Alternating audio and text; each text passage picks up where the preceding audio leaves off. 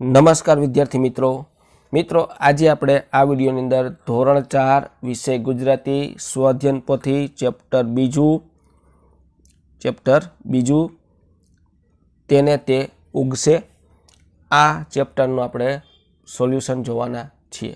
તો મિત્રો સ્વઅધ્યયન પોથી છે એનું ચેપ્ટર બીજું ગુજરાતીનું। મિત્રો આ વિડિયો તમારા મિત્રો સાથે શેર કરજો જેથી એ પણ સ્વઅધ્યયન પોથીનું સોલ્યુશન કરી શકે। અને મિત્રો ચેનલ ઉપર ન હોય તો ચેનલને સબસ્ક્રાઇબ કરજો જેથી આપણે આ પ્રકારના સોલ્યુશન મૂકીએ તરત જ તમને તેની જાણ થાય। અને મિત્રો ધોરણ 4ના ગુજરાતીના સ્વઅધ્યયન પોથીના સોલ્યુશન જોવા માટે તમે મારી YouTube ચેનલના પ્લેલિસ્ટમાં જાજો। ત્યાં તમને ધોરણ 4 ગુજરાતીનું ફોલ્ડર જોવા મળશે। આ ફોલ્ડર ખોલશો એટલે ધોરણ 4 વિષય ગુજરાતીના તમામ ચેપ્ટરના સ્વઅધ્યયન પોથીના વિડીયો જોવા મળશે। તો આપણે જોઈએ ચેપ્ટર બીજું તેને તે ઉગશે। હવે પહેલો પ્રશ્ન છે નીચે કોષમાં આપેલ શબ્દનો ઉપયોગ કરી ફકરો પૂર્ણ કરો અને ફકરો ફરીથી લખો। મસ્તી, વંડી, કૂકડો, હોશિયાર, કૂકડો અને નવાઈ। તો આપણે ખાલી જગ્યામાં આવા શબ્દ પૂરવાના છે અને ફરીથી આ ફકરો સારા અક્ષરે નીચે લખવાનો છે। એક સવારે કૂકડો વંડીએ ચડી બોલ્યો, કૂકડે કૂક, કૂકડે કૂક, ને પછી પોતાની મસ્તીમાં વંડી પર ચાલવા માંડ્યો। ત્યારે એણે શું જોયું? થોડી જ દૂર વંડી પર એક કૂકડી તે વંડી પર ચડવા જેટલી હોશિયાર થઈ ગઈ હતી। અરે કૂકડી, તું અહીં? કૂકડાએ નવાઈથી પૂછ્યું। હવે મિત્રો જે આ ખાલી જગ્યા પૂરી છે ફકરો ફરીથી તમારે અહીંયા સારા અક્ષરે આ નીચે અહીંયા લખવાનો છે। આ ફકરો છે એને ફરીથી અહીંયા લખવાનો છે। તો અહીંયા ખાલી જગ્યા પૂરીને પછી ફકરો અહીંયા તમે લખી લેજો। ત્યાર પછી આગળ વધીએ। નીચેના પ્રશ્નના જવાબ લખો। કૂકડી કઈ કઈ બાબતોમાં હોશિયાર હતી? કૂકડી ઈંડા સેવવામાં, ચણ વીણવામાં, બચ્ચાને સાચવવામાં, ચણ વીણતા શીખવાડવામાં હોશિયાર હતી।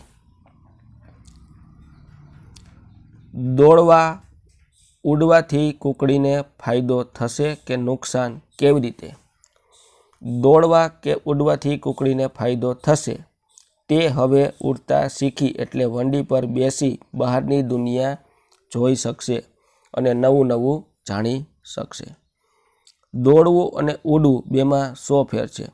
દોડવું એટલે જમીન પર વધારે ઝડપથી ચાલવું અને ઉડવું એટલે જમીનથી ઊંચે હવામાં ઉડવું। ઉડવા બાબતે કૂકડીને ક્યારે આત્મવિશ્વાસ આવ્યો? ઉડવાના ઘણા પ્રયત્નો કર્યા પછી હવે કૂકડી સરળતાથી વંડી પર ચડવા લાગી ત્યારે કૂકડીને જ ઉડવા બાબતે આત્મવિશ્વાસ આવ્યો। કૂકડીને વંડી પર શા માટે બેસવું હતું? કૂકડીને વંડી પર બેસીને બહારની દુનિયા જોવી હતી માટે તેને વંડી પર બેસવું હતું। નીચેના વાક્યોને વાર્તા મુજબ યોગ્ય ક્રમમાં ગોઠવો। તો પહેલા મિત્રો આ વાક્ય આવશે, એક કૂકડી હતી, હોશિયાર કૂકડી।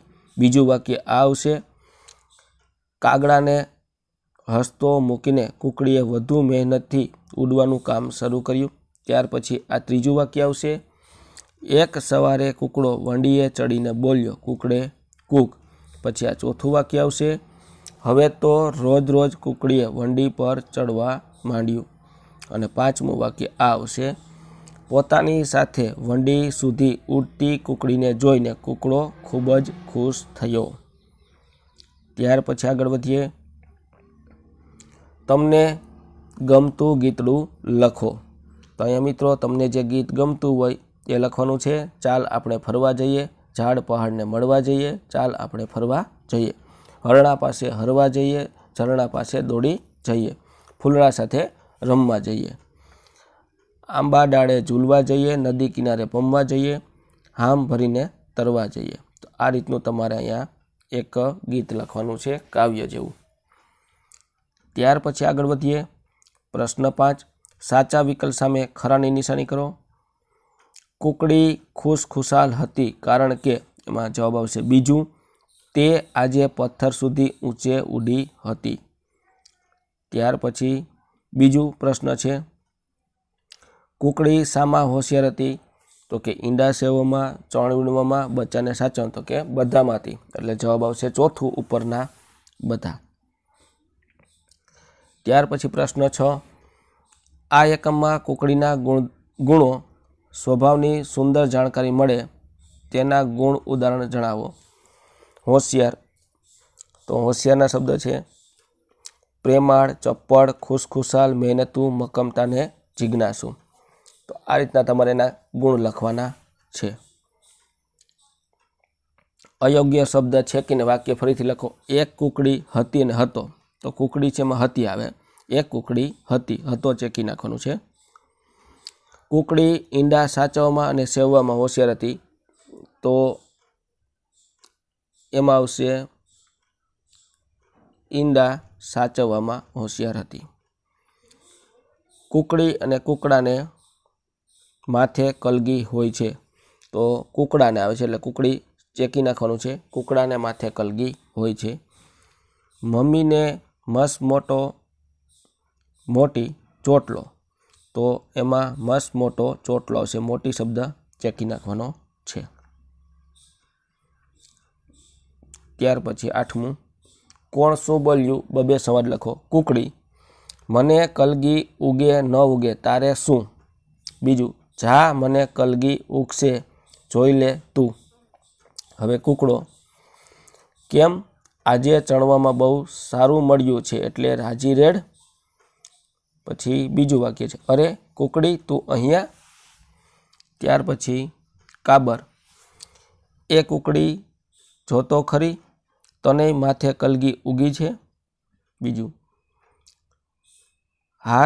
હસતા વળી હું ખોટું કહેતી હોઉં તો પૂછ આ ચકલીને પેલા દોડાયા કાગડાને. ત્યાર પછી કાગડો, ઊંચે ઉડીને શું મળવાનું તને? માથે કલગી થોડી ઉગવાની છે. આ રીતના કાગડો વાક્ય બોલે છે. પ્રશ્ન 9, આ એકમમાંથી જોડાક્ષરવાળા 5 શબ્દ શોધીને લખો અને તેમના વાક્યમાં ઉપયોગ કરો.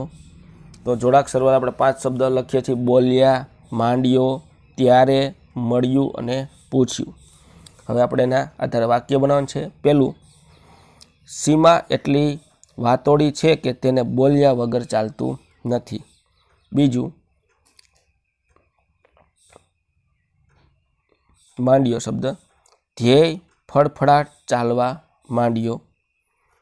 ત્રીજું, ધર્મ ક્રિકેટ રમતો હતો ત્યારે તે પડી ગયો. ચોથું, મળ્યું, નેહાને આજે ઇનામ મળ્યું. અને 5મું, પૂછ્યું, રાજવીએ ઇનામ વિશે મને પૂછ્યું. નીચેના વાક્ય જુઓ અને તે મુજબ અન્ય 2 વાક્ય લખો. એમાં પૂર્ણવિરામ છે. આજે રવિવાર છે. તો હવે આપણે એના જેવા 2 વાક્ય બનાવવાના છે. આજે રજા છે. બીજું, આજે હું મામાને ઘરે જઈશ. આ પૂર્ણવિરામવાળા વાક્ય. હવે પ્રશ્નાર્થવાળા 2 વાક્ય બનાવવાના છે. તું ક્યાં ગયો હતો? તો આપણે એના જેવા 2 વાક્ય બનાવીએ. તું ક્યાં રમતો હતો? તું શું જમ્યો હતો? ત્યાર પછી ઉદ્ગાર વાક્ય બનાવવાના છે. કેવું સુંદર દ્રશ્ય. એના જેવા વાક્ય, કેટલી સુંદર નદી, કેટલું સુંદર પક્ષી. ત્યાર પછી પ્રશ્ન નંબર 11, નીચેના વાક્ય જુઓ તે મુજબ અન્ય 2 વાક્યો લખો. તમને શરદી થાય ત્યારે શું શું થાય છે? અમને શરદી થાય ત્યારે છીંકો આવે છે અને નાકમાંથી પાણી વહે છે. થોડોક તાવ આવ્યો હોય તેવું લાગે છે અને માથું દુખે છે. ઝાડમાંથી પાંદડા કેમ ખરે છે? પાંદડા સુકાઈ જાય એટલે ઝાડમાંથી પાંદડા ખરી જાય છે. મિત્રો, ચેનલ ઉપર ન હોય તો ચેનલને સબસ્ક્રાઈબ કરજો અને આ વિડીયો તમારા મિત્રો સાથે શેર કરજો જેથી એ પણ સ્વઅધ્યયન પોથીનું સોલ્યુશન કરી શકે. ત્યાર પછી પ્રશ્ન 3, પર્વત પરથી નીચે ખેતર તરફ જોતા કેવું લાગે છે? પર્વત પરથી નીચે ખેતર તરફ જોતા એવું લાગે છે કે જાણે ધરતીએ લીલા રંગની ચૂંદડી ઓઢી હોય. આકાશમાં રોકેટ નીકળે ત્યારે કેવું દ્રશ્ય સર્જાય છે? રોકેટમાંથી પાછળથી ધુમાડો નીકળે છે, તેથી જાણે આકાશમાં રોકેટ પૂંછડી સાથે ઉડતું હોય તેવું લાગે છે. 12મો, નીચેના વાક્ય જુઓ, તે મુજબ અન્ય 2 વાક્ય લખો. તમને મનમાં કેવા સવાલ થાય છે તે વિશે 5 વાક્ય લખો. તમારા પ્રવાસનો અનુભવ અંગે 5 વાક્ય લખો. તમે જોયેલા સપના વિશે 5 વાક્ય લખો. તમે જોયેલા કોઈ અકસ્માત વિશે 5 વાક્ય લખો. ત્યાર પછી પ્રશ્ન 13મો, ઉદાહરણ મુજબ વાક્યો પાઠમાંથી શોધી અને બીજું નવું વાક્ય બનાવો. ઉદાહરણ તરીકે આપ્યું છે, ઉડ ઉતર. કુકડી આમ રોજ રોજ ઉડ ઉતર કર્યા કરે છે. મેં કબૂતરને નીચેથી ઝાડ પર ઉડ ઉતર કરતા જોયું. તો હવે આપણે શબ્દ આપ્યા છે એના જેવા વાક્ય બનાવવાનું છે. રોજ રોજ. હવે તો કુકડીએ રોજ રોજ વંડી પર ચડવા માંડ્યું. અમને રોજ રોજ શાળાએ જવું ખૂબ જ ગમે છે. કુકડે કૂક. વહેલી સવારમાં કૂકડો કુકડે કૂક બોલે છે. કૂકડો કુકડે કૂક બોલે અને લોકો જાગે છે. ધારી ધારી.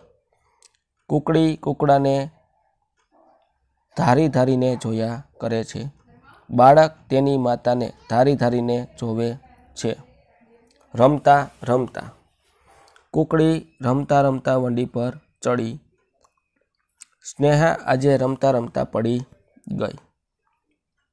પ્રશ્ન 14મો, આ એકમમાં પાના નંબર 28 અને 29 પર આપેલા ચિત્રમાંથી તમને કયું ચિત્ર ગમ્યું એ ચિત્ર વિશે 7 થી 8 વાક્યમાં વર્ણન કરવાનું છે.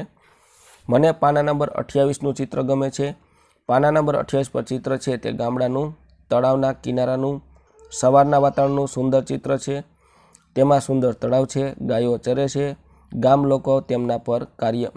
લોકો તેમના કાર્યમાં વ્યસ્ત છે. સવારનું વાતાવરણ આહલાદક હોય છે.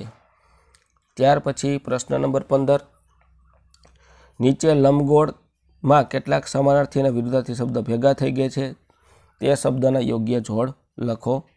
તો અહીંયા ગરીબ, દાનવ, મરણ, અમીર, પાપ, દેવ, જીવન, પુણ્ય. તો આપણે જોઈએ નીચે. સમાનાર્થી શબ્દ દેવદૂત એટલે ફરિશ્તો, ફૂલ એટલે પુષ્પ, તકલીફ એટલે મુશ્કેલી અને આંખ એટલે નયન. વિરુદ્ધાર્થી શબ્દ દેવ એટલે દાનવ, જીવન મરણ, અમીર ગરીબ, પાપ અને પુણ્ય. તો મિત્રો આ હતું આપણું ધોરણ 4 વિષય ગુજરાતીનું સ્વઅધ્યયન પોથીનું ચેપ્ટર 2નું સંપૂર્ણ સોલ્યુશન. મિત્રો ચેનલ ઉપર ન હોય તો ચેનલને સબસ્ક્રાઈબ કરજો, જેથી આપણે આ પ્રકારના સોલ્યુશન મૂકીએ તો તરત જ તમને તેની જાણ થાય.